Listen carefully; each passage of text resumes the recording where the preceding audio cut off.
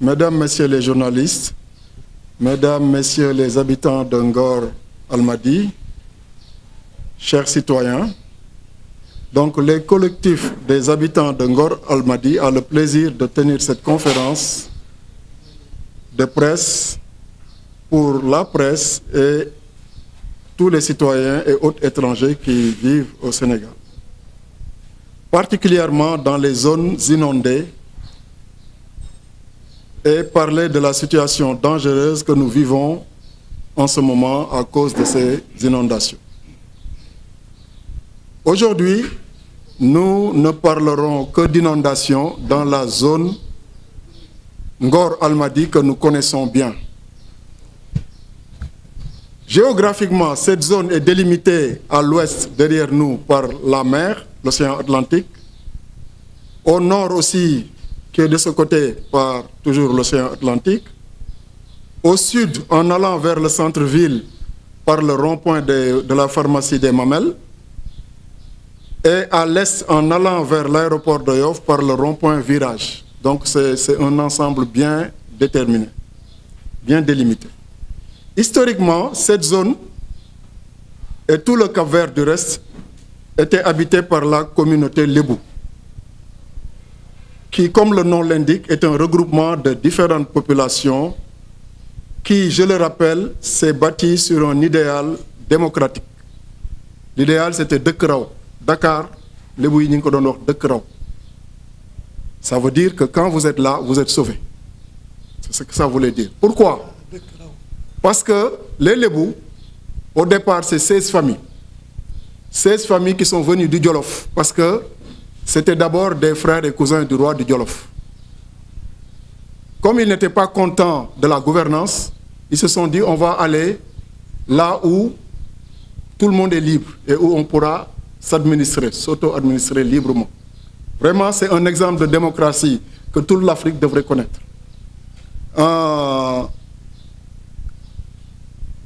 Quand il y a eu, donc il y a les Ndiaye, il y a les Meng, parce que Djolof, Meng le sant, santul Ndiaye. Ndiaye dafa ñëw après. Mais Djolof, Meng ñoo ko moom. Il y a eu des gens de Walo, il y a eu les gens de Nyambour, comme les Lo, il y a eu des Diagne, comme vous le savez, et ils sont allés à près de Thiès. C'est là-bas qu'ils se sont installés en premier. Et là-bas, ils ont rencontré des Sérères. Les Sérères, dans les Lébou, vous avez beaucoup de scènes. Les Tchao, qui sont les marabouts laïens, c'est des Tchao. Tchao, c'est Sérères. Paille, quand vous entendez paille, c'est faille. C'est une déformation, Olof. Dañuy dem kër payen. Lolu, mais faille lañ sant. Faille. Ñi sant paille yépp, faille lañ sant. Donc, ce n'est pas une ethnie, c'est un regroupement de gens épris de justice et de liberté. Après, des Peuls les ont rejoints. Quand vous allez à Wakam, vous aurez beaucoup de Sow, de Diallo, de trucs qui sont des Lébous, purs. Des Bacheli, comme le maire. Vous aurez aussi beaucoup de Malinké, des camarades, des trucs qui ont rejoint aussi. Parce que, comme je dis, c'est un idéal démocratique qui a fait ça. Au début, mais ils étaient 16 familles. Les gens ont rejoint petit à petit. Et ceux qui sont venus dans cette zone, après Thiès, ils sont allés dans différents endroits. Hein. C'est pour ça qu'on les retrouve à Bargny, à Rufisque, à Somone, à Ngaparou. Tout ça, c'est des Lébous, c'est des zones Lébous. Et quand ils sont venus jusqu'à Dakar, ils se sont installés là où il y a le stade de l'amitié. C'est là qu'on appelait Mboucher. Quand ils ont quitté, c'est là que les gens se sont éparpillés.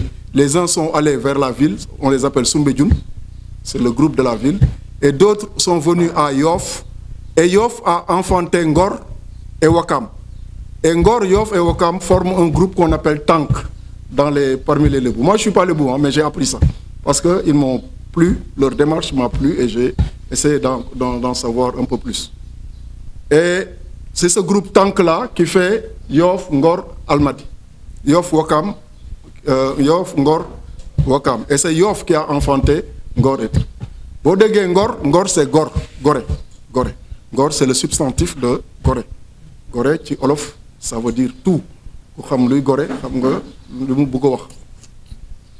Et franchement, moi j'habite là depuis 20 ans, mais j'ai eu de très bons rapports, même avec le chef de village qui est décédé il y a 1 an malheureusement, qui était vraiment Salih Samb, qui était extraordinaire, parce qu'on avait une association pour les jeunes et il nous accompagnait tout le temps. Et vraiment c'est à louer, et Dieu ait pitié de son âme.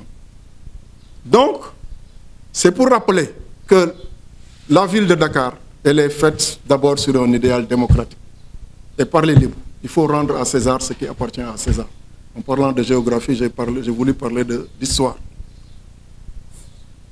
Qu'est-ce qui se passe maintenant? Nous vivons des moments pénibles et dangereux, qui ne sont pas principalement le fait des pluies. Parce que quand il pleut beaucoup, on dit « Ah, les inondations, c'est la pluie. Il a beaucoup plu. » Mais, en fait, au Sénégal, il faut en convenir. Les inondations, c'est un peu la pluie, c'est beaucoup la malgouvernance. Parce que c'est ça la vérité. Notamment environnementale et dans les ouvrages publics. Donc, pour preuve, la place où nous sommes actuellement, où nous sommes assis, a été inondée au moins une dizaine de fois en 15 ans. Mais ça a resté dans la cour.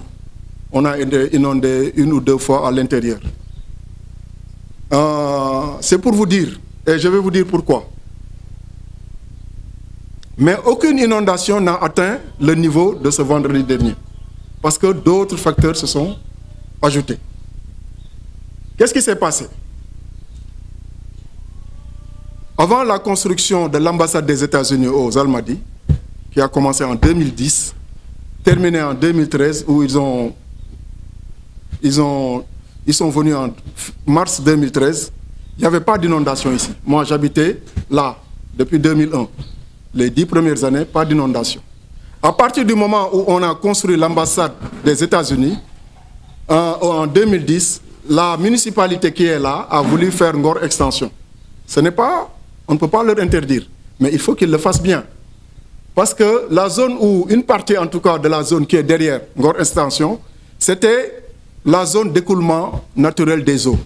Les eaux venaient et passaient par là et allaient à la mer. La mer est juste derrière, même pas à 100 mètres. Mais ils ont remblai par l'argile de l'ambassade des États-Unis, qui fait que la zone, au lieu d'être une zone en contrebas, est devenue plus haute que notre zone. Déjà, ils ont bouché toutes les voies d'eau. Je suis allé à la mairie à l'époque, je leur ai dit, mais ce que vous faites, ça va nous créer des inondations. Et avant même que l'ambassade des États-Unis soit terminée, on a eu notre première inondation, à cause de ce remblai, d'argile en plus.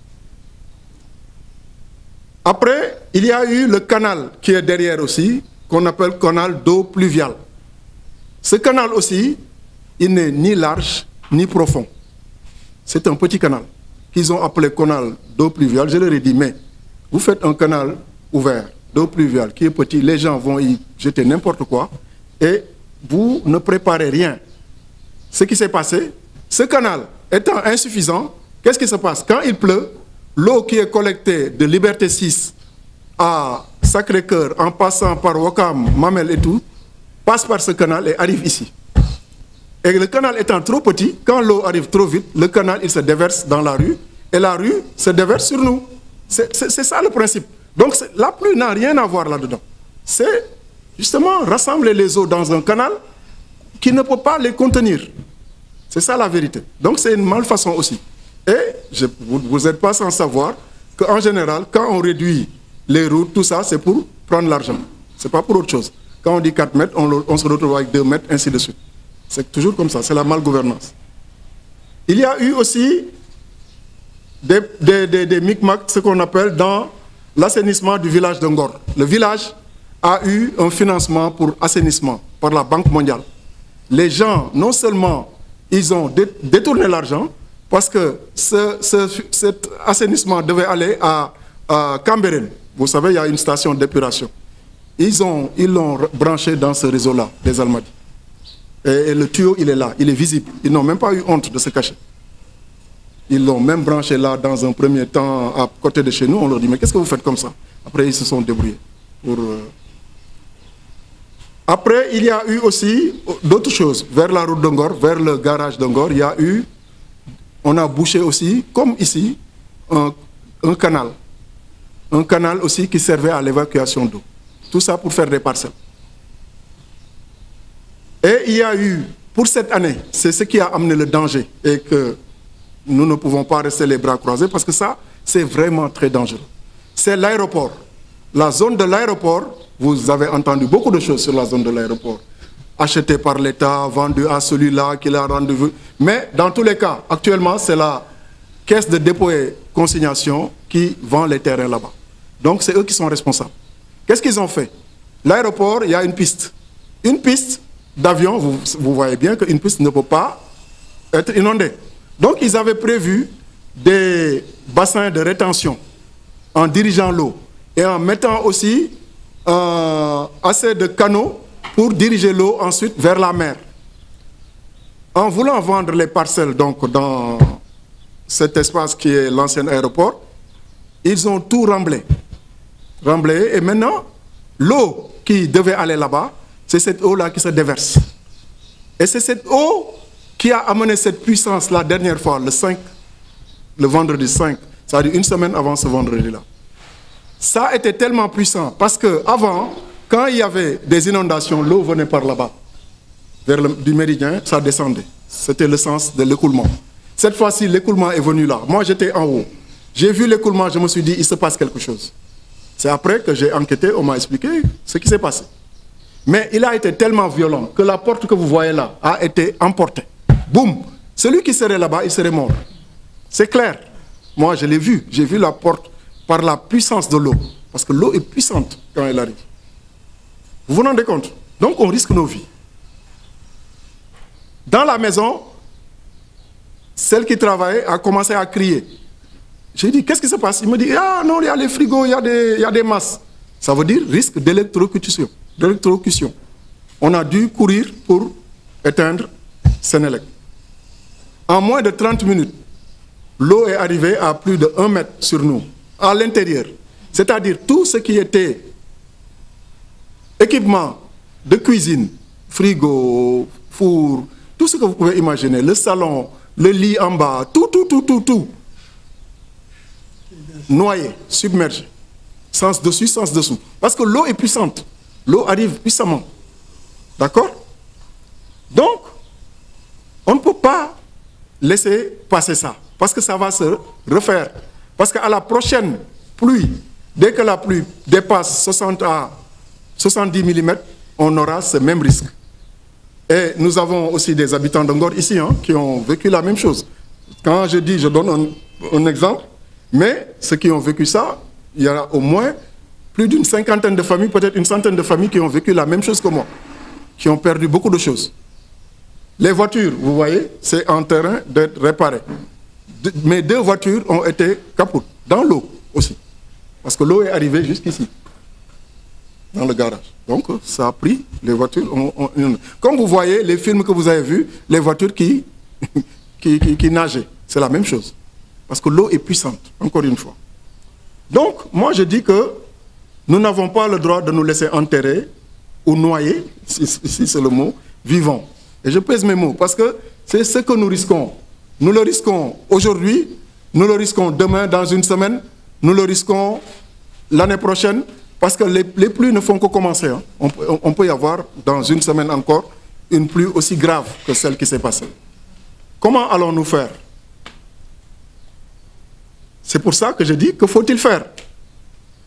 Dans ce que nous pensons, on a identifié des responsables, parce que Ngor Extension, on sait qui est le responsable. Le canal, on sait. L'aéroport, on sait. C'est des institutions. Je ne parlerai pas de nom, mais les institutions et leurs responsables doivent être identifiés et ils doivent rendre compte et ils doivent payer s'il le faut. Parce qu'ils ne peuvent pas faire tout et n'importe quoi et ne jamais rendre compte. Et toujours demander en plus, parfois, d'être élus pour nous enfoncer. Parce que quand vous voulez être responsable d'une population, c'est pour les améliorer, ce n'est pas pour les enfoncer. Et il faut que toutes ces institutions et structures qui sont responsables Puispe et les journalistes d'investigation que vous êtes, si vous demandez à Ngor, à l'aéroport, vous verrez exactement qui sont les responsables. Ils ne sont pas inconnus. C'est facile de les retrouver. Nous demandons qu'ils soient identifiés et qu'ils rendent compte, parce que ce n'est pas possible de continuer. Nous demandons aussi à l'État et ses démembrements de prendre toutes les mesures d'urgence et à moyen terme pour éviter les catastrophes prochaines en remettant à niveau les ouvrages. Parce que ce sont les ouvrages et tout ça qui créent ces inondations. Ce n'est pas seulement l'eau. Moi, j'ai été dans des pays, les inondations qu'on voit aux États-Unis, tout ça, c'est de vraies inondations. Ici, vraiment, il ne pleut pas, maximum il pleut 100, 120 mm. Ça, à Abidjan, vous restez 15 minutes, l'eau est partie. Vous allez à Conakry même, c'est parti. Au Mali, c'est parti. Dakar qui est entouré d'eau, parce que chacun fait ce qu'il veut, comme le disait M. Sow, on fait des lotissements, on ne fait pas les routes. On commence par habiter avant de faire les routes. C'est impossible. Vous allez à Abidjan, qui est à côté. Chaque lotissement, il y a les routes, il y a l'électricité, il y a tout, avant que la première maison, le premier terrain ne soit construit. C'est ça qui est normal. Mais nous sommes des Sénégalais, nous ne sommes pas bêtes, nous sommes intelligents. Pourquoi nous voulons faire autre chose? Pourquoi nous faisons des choses qui ne tiennent pas? Moi, je comprends les Sénégalais qui veulent des maisons. Quand on leur dit un terrain est là, on leur dit le nom d'un beau site, ils se précipitent, ils achètent. C'est normal, mais ce n'est pas eux les responsables.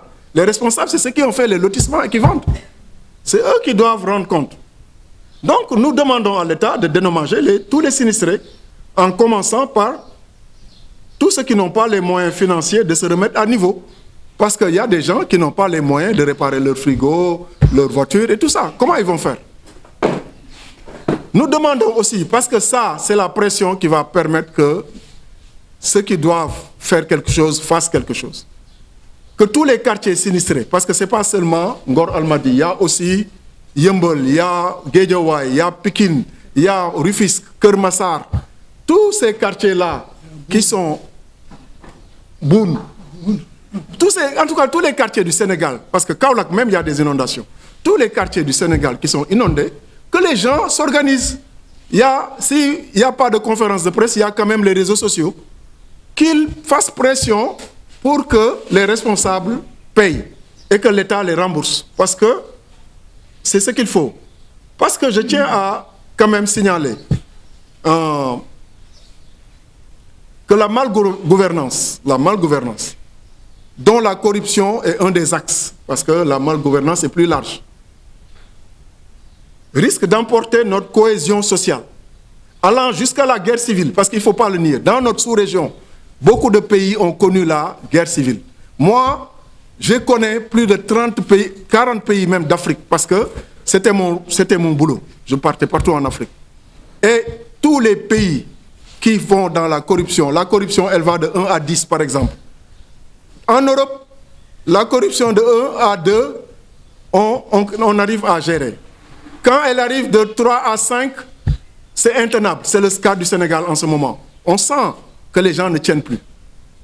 Quand on est dans la rue, il suffit d'un tout petit truc pour que les gens s'entretuent. On le voit.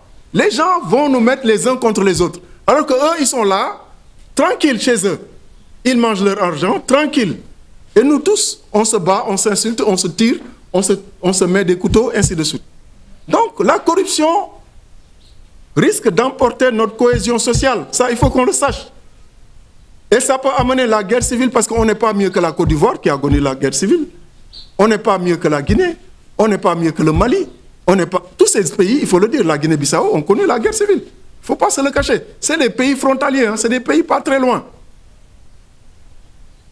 La Mauritanie qui est là a mis son dernier président en tôle à cause de ces histoires de corruption. Parce que si on arrive à 10, la corruption 9, 10, c'est la guerre civile. Il ne faut pas se leurrer. Les guerres civiles sont issues de la corruption. Ce n'est pas autre chose. Ce n'est pas autre chose. À un moment donné, les gens en ont marre. Les gens s'arment en catimini. Après, on crée des problèmes, d'autres problèmes, comme des problèmes d'ethnie, tout ça. C'est pour ça que j'ai cité la communauté Lébou, qui a réussi à rassembler beaucoup d'ethnies différentes sur la base de la démocratie. On n'a pas à apprendre la démocratie de l'Europe. Parce que même la déclaration des droits de l'homme, elle a eu lieu en Afrique d'abord en 1235. C'est la charte du Mandé. Elle a eu lieu ici, avant que les Français ne reprennent ça en 1776, en disant que c'est la déclaration des droits de l'homme. Il faut qu'on le sache. On est des hommes et nous réfléchissons. Donc nous devons tous dire non et lutter. Parce que si on ne lutte pas, on va nous enterrer vivants. C'est ce qu'il faut. Donc voilà ce que nous voulions dire aujourd'hui devant toute la presse.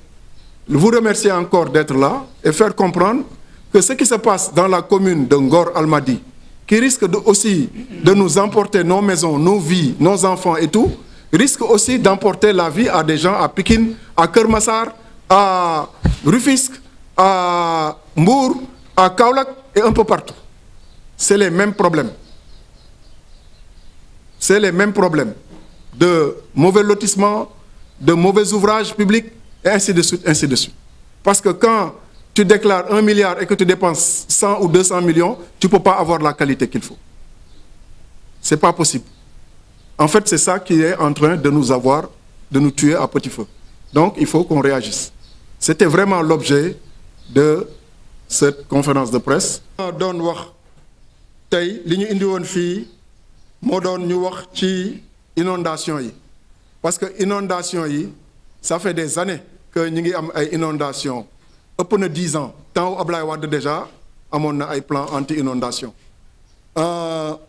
Depuis 2012 il y a des plans anti-inondation mais chaque année day gën a graaw. Ça veut dire que inondation yi il faut que ñu jug si bu ñu ci jugul ñun de ñoo ci perte te inondation yi dañuy waxante dëgg du taw moo koy indi taw bi tuuti la ci taw dina indi ndox mais ndox boobu mun na dem suñ ko organiser ndox boobu en moins de 15-20 minutes mun na dem fii am na dëkk yoo xam ne day taw 24 heures du inondé 48 heures du inondé man dem naa ci dëkk yoo xam ne day fii rek ci pays frontalier mun na taw 24 heures du inondé même bu ñuy wax dérèglement climatique bu amee c'est vrai am na mais ñun Sénégal pour l'instant li ñu dal dañuy waxante dëgg du dérèglement climatique affaire u mal gouvernance la mooy que nit ñi Dakar ndoxu ko wër Dakar dafa bëroon ay yoonu ndox Dakar bu tawee ndox bi dafa am fu mu daan jaar di dem géej Dakar nit ñi dañu gën a bëri parce que Dakar bu leen fàtte ne Dakar ci indépendance yi 500 000 habitants la ñu woon léegi Dakar 8 millions d'habitants bu ñu nee 5 millions dañ ko wax noonu rek mais genn wàllu Sénégal ñu ngi Dakar loolu kenn mënu ko weddi on est 16 millions au moins les 8 millions sont là dañuy dem di ñëw ñenn ñi mais ñi fii la ñuy nekk donc kër suufu am dagg nañ ko ba fii suuf bu ndox daan jaar ñu bloqué ko cas yu mujjee yi mooy Ngor bi cas yu mujjee yi mooy aéroport bi te loolu moo jur inondation ak ouvrage canaux yi nga xam ne dañ ko war a defar war ci dugal xaalis def ko mu doy assainissement bi nga xam ne dañ ciy dugal xaalis boo ci dugal bu ñu la nee fukk ñaar moo ci dugg juróom-ñett yi xamoo fu mu jaar te ñooñu ñëpp ñu ngi ñuy romb suba ak ngoon dara du leen ci fekk ñun ñi nekk fi mu nekk nii inondation yi amoon depuis 10 ans parce que fii commencé na inondé depuis comme je dis ambassade États-Unis 2010 lañ ko commencé bi ñu ko commencé ba sëkk fii ci gannaaw la inondation yi commencé 2010 donc ça fait xaw ma bu ngeen compter 12 ans 12 ans inondation yi ci la commencé mais da daan nekk yu tuuti mais chaque jour am ku yokk dara parce que ci 12 ans yooyu la Ngor extension ñëw ci la canal bi ñëw ci la aéroport bi ñëw loolu yëpp dafa yokk inondation yi mais fi mu nekk nii li xew mooy li xew léegi suñu moytuwul les prochaines inondations ay bakkan yu bëri dinañ ci rot loolu moom dafa leer bu fekkee seetaan ngeen télé gis ngeen ay inondation yoo xam ne kër yi ndox mi day yóbbu kër yi day am kër yu ne taxaw ndox moo koy ñëw yóbbu ko gas ko yóbbu donc il faut pas que ñu xalaat ne loolu du amaat te lenn rek moo ci mën a jug dara mooy état bi nga xam ne mooy ak démembrement yi mairie yeeg yooyu ñooy commandité mairie yi nag vraiment damay wax mairie Ngor Almadi ñaari maire yi mujj yi ki fi nekk Magaye Ndiaye ak Amadou Gueye ati defuñu dara dañuy waxante dëgg franchement dañu fi hérité liñ fi fekk ki leen jiitu kooku moo def dañuy waxante dëgg rek parce que nit da ngay wax mu leer vraiment ñaar ñu mujjee yi ati mi ngi ñëw 2015 2015 benn mandat rek la am deful dara kii mi ngi soog a ñëw tamit mi ngi fi fekk ay problème yu dul jeex mairie bi ci boppam day inondé mairie bi ak centre social beeg léppay inondé fii moom léppay inondé bu ci kenn ndax kenn ay des centaines de maisons dañuy inondé rue yi ni ñu ko defaree ñaari oto sax mënu faa jaar canalisation amul wala bu ñu ko defaree aussi c'est mal fait assainissement am na benn entreprise bu tuddoon Capax bu ñëw fii di def assainissement dañu corruption ba nga xam ne dañ leen mujjee porter plainte ñu ñëwaat mais malgré ça defuñu lu baax waa ONAS xam nañ li xew lépp aussi néew ñu ñoom la mais xam nañ li xew donc il faut que ñu jug suñu bopp parce que sénégalais yi quand même foo dem ñu ne Sénégal Sénégal Sénégal Afrique yëpp monde bi boo wax Afrique foo tourné boo nee Sénégal sax ñu xoolaat la dem naa Nigéria joxe sama passeport waa ji xool ma ne ma Sénégal ma ne ko wéy mu ne ma Pacific people reetaan ma ne ko waaw dëgg la nga wax parce que nit dëkku jàmm la dem naa ba Dubaï policier yu réew fa nekk ma jox ko sama passeport mu xool ne ma Sénégal ma ne ko wéy mu ne ma Haaj Diouf ma ne ko wéy mu reetaan Sénégal dañu am bayre yàlla moo ko def mais quand même li fi nekk ci biir léegi bayre boobu léegi mu jeex parce que bés bu ñu dëkk bi tàkkee bayre bi day jeex parce que image ni muy rafetee noonu lay ñaawee bu dee ëllëg suñu yàqalee suñu bopp fexe bañ nit ñi nga xam ne xaalis moo leen tax a jug ñuy wóor ñu leen di élire ak yooyu ba pare bëgg xaalisu askan bi yëpp ñu jël ko te luñ fi war a def ñu yàq ko ba pare ñun ñu war a subir loolu yëpp su ay bakkan di ci rot te duñ ci mën dara loolu dama xalaat ne dañ ci war a jug li ma tax a jug nag du Ngor Almadies rek li ma tax a jug mooy ñi nga xam ne quartier yi inondé yëpp nee naa leen ku mën a jaar ci réseaux sociaux na nga jaar nga dénoncer li xew sa quartier bu fa fekkee xam nga cause yi nga wax ko bu fekkee xam nga responsable yi nga wax ko comme ça ñu am lu ñu ragal parce que bu ñuy noppi ñoom du ñu ragal dara dañuy continuer rek li ñuy def di continuer ba ñu suul ñu wala ñu noyé ñu c'est ça loolu lañu bëggoon wax tey loolu moo ñu fi indi woon maa ngi remercier ñi ñëw ñëpp maa ngi remercier monsieur Sow délégué de quartier Almadies maa ngi remercier madame Sy Thiaba Camara qui est président de l'association des Almadies aussi des habitants pour le mieux vivre pour le cadre de vie man je représente tey jii collectif de Ngor Almadies qui regroupe aussi bien Ngor nu ñu koy waxee Ngor extension ak Almadies parce que man mii fii Almadies la mais man pour man yëpp benn la parce que man bi ma ñëwee damay dugg Ngor Modou Ndiaye ngi ne la du ko wetti man fii laa dëkk mais damay dem biir Ngor damay participer foofu ci xale yi dama leen di fayal pour ay jàng lu nekk dama koy def parce que pour man ñun ñëpp benn lañu doo fi seet naan lii nga am kii nit da ngay tu t'intéresses à ton environnement te ñun xale yi rek la ñu am waaw te chef de village bi fi jógee tey dimbali na ma ci Modou Ndiaye du ko weddi luñ fi def mu teewee ko luñ fi def mu teewee ko ñëw taxaw ci thème on a fait beaucoup de choses donc il faut que ñu jàppalante presse bi aussi vraiment ci yéen lañu yaakaar parce que yéen aussi lu ngeen jàpp ku ngeen jàppale mu gañe loolu seetlu nañ ko Sénégal ku presse bi jàppale nga gañe loolu xam nañ ko waaw loolu xam nañ ko donc lutte bi ñun dénk nañ leen ko dinañ ci dem nag ñun mais dénk nañ leen ko aussi pour ngeen jàppale ñu ci waaw parce que yéen a ñu ci mën a jàppale ba ñi nga xam ne dañuy yàq ñu am lu ñu ragal waaw parce que kuy defar du yàq jërëjëf. Donc vraiment je suis très sensible Diagne à cette organisation parce qu'il faut ça pour que les gens soient au courant des problèmes que vivent les populations. Et il n'y a pas mieux que la presse pour nit ñi xam di xew.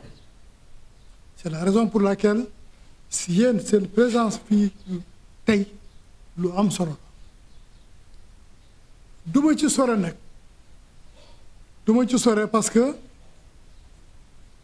moi très sincèrement am na yu fi monsieur Diagne wax il a parlé d'histoire c'est bien ça nous permet de savoir qui nous sommes d'où nous venons ak yooyu je ne vais pas revenir sur ça parce que je ne connais pas bon je sais aussi que le problème des inondations bu ma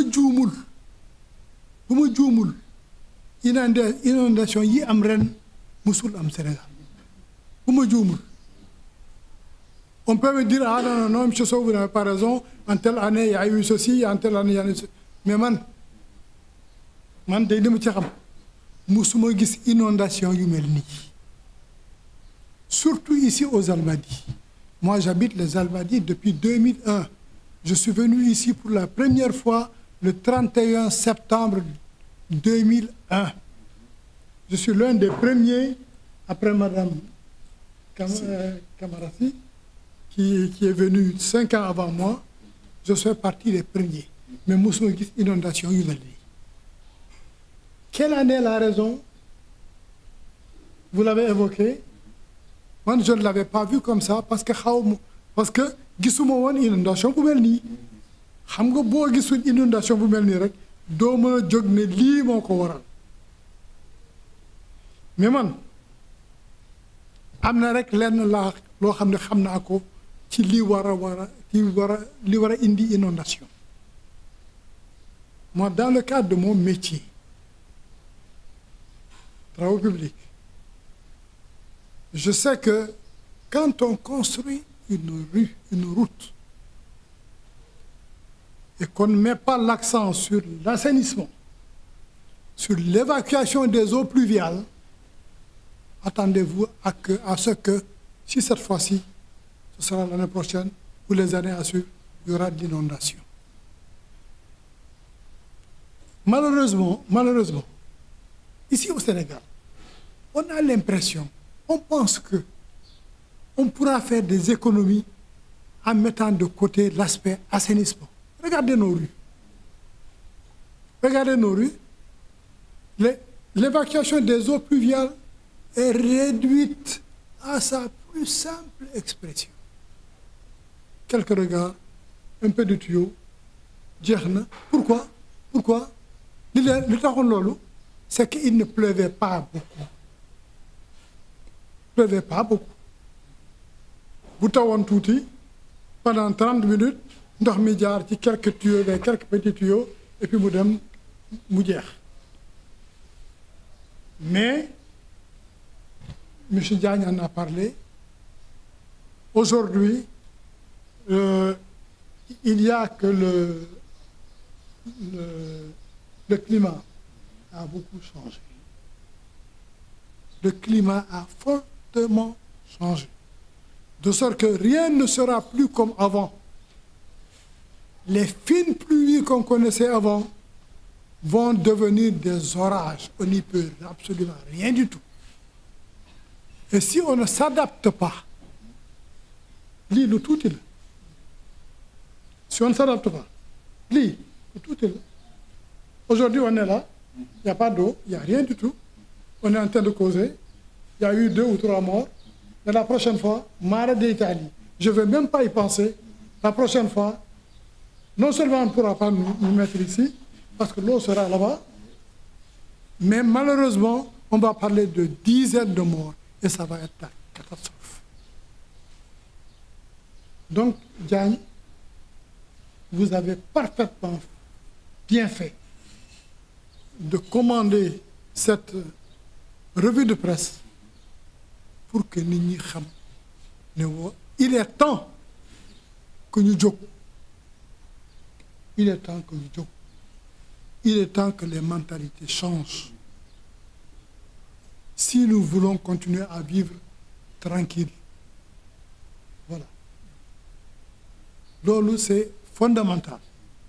Du ma dugg nag ci li moo indi inondation bi li mu xam lenn moom xam naa ko. Au niveau des Almadies, le plus grand problème des Almadies, c'est qu'il y a les 90% de nos rues ne sont pas bitumées. Or, une rue, si elle n'est pas bitumée, il n'y a pas d'assainissement. Il n'y a pas d'évacuation d'eau pluviale. Et s'il n'y a pas d'évacuation d'eau pluviale, et que vous n'avez pas la chance que les Almadies ont, les Almadies ont une chance. Vous allez dire laquelle? Eh bien, les Almadies ne sont pas un endroit très plat. on n'est pas très plat. Et on a la chance d'avoir ce qu'on appelle des exutoires naturels. C'est l'océan Atlantique. Les rues sont légèrement en pente. Bu tawee ndox mi même bu fa xawee stagné tuuti dina dem di dem du dem fu sore dugg ci océan Atlantique bi jeex na. Mais si des Almadies étaient comme certains quartiers qu'on connaît, très plats, avec beaucoup, chaque pluie serait une inondation catastrophique. Les Almadies, on a tendance à les oublier. Nous n'avons pas de rue. Je disais à Monsieur le maire, le tout nouveau, j'ai beaucoup discuté avec l'ancien maire, parce que man, yàggul bi ma nommé délégué de quartier, dañ ma nommé délégué de quartier juste quelques temps après, il y a eu les élections, l'ancien maire est parti, mais j'ai quand même eu le temps de discuter avec lui et de lui dire que de tous les maires qui se sont succédés ici, personne ne s'est préoccupé des Almadies. Pourquoi? Les gens partent du principe que les Almadies, c'est un quartier de riches. C'est un quartier boo xam ne tout est OK. Ils se sont davantage préoccupés de Ngor. Et j'ai dit la même chose au nouveau maire. Alors que les Almadies ont besoin qu'on s'en occupe. Vous voyez les inondations? Et si on ne fait pas autre chose, l'année prochaine, ça peut être pire. Donc, il est important que nous jóg, il est important que vous, les journalistes, vous nous aidiez à faire passer ce grand message pour que les années à venir qu'on n'ait pas ce qu'on a vécu cette année. Hein? Un hivernage pluvieux, catastrophique. Il y a eu des morts, hein, des maisons détruites. Et pour ça, on compte sur vous. Voilà. Donc, je vous remercie beaucoup. Je ne voudrais pas trop monopoliser la parole, parce que le sujet principal, c'est les inondations. Et il y a quelqu'un qui est très concerné, qui nous en a parlé de la façon la plus claire possible. Donc, nous tous, on est au courant maintenant qu'il faut se lever, sinon, la prochaine fois.